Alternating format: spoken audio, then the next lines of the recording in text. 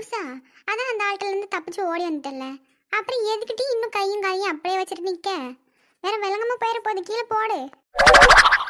எட்டி என்னையும் அங்கே ஒத்தையில விட்டுட்டு 2 பேரும் ஓடி வந்ததும் இல்லாமல் ஏன் கையும் காலும் விளங்காம போயிட போதுன்னு ஏன்ட்டியா சொல்லிட்டு அடிக்கியா?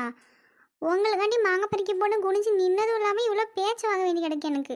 அட கொந்தளிக்காத உஷா, நமக்கு இதெல்லாம் சகஜம் தானே. வேற எதுக்கு இப்படி கடந்து ஆளையிட்டு ஆட்டிட்டு கிடக்க? சரி கோவப்படாத உஷா, அதான் வந்துட்டியல்ல.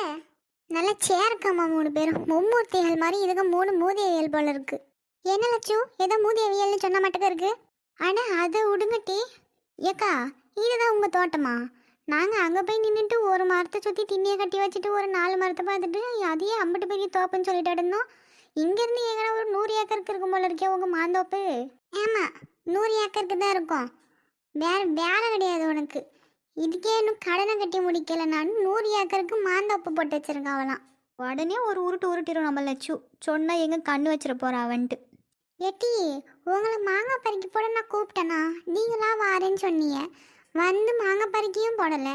சரி கூட்டாஞ்சோறு ஆக்கி தின்னலான்னு சொன்னியாலே, பொங்கியாவது திம்போ வாங்கட்டின்னா வந்து நின்று ஏண்டி இப்போ சண்டைக்கு இழுத்துட்டு அடிக்கிய?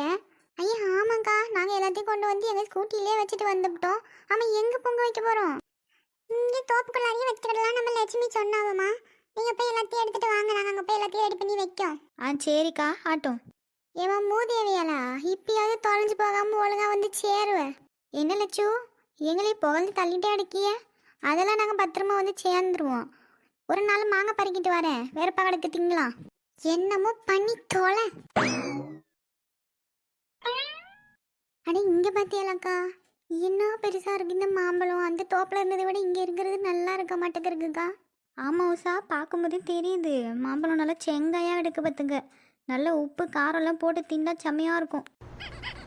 மாம்பழம் மாம்பழம் மல்கோவா மாம்பழம் லட்சி விட்டு மாங்காய் இதுதானப்பா.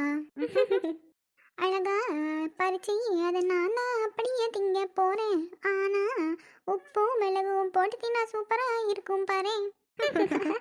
எட்டி பிரேமா வசந்தி, சீக்கிரமா போய் அலசி உப்பு மிளகுத்தூளும் போட்டு தின்னுவோம். பாக்கியே எனக்கு நாக்கில் எச்சி ஊறுது.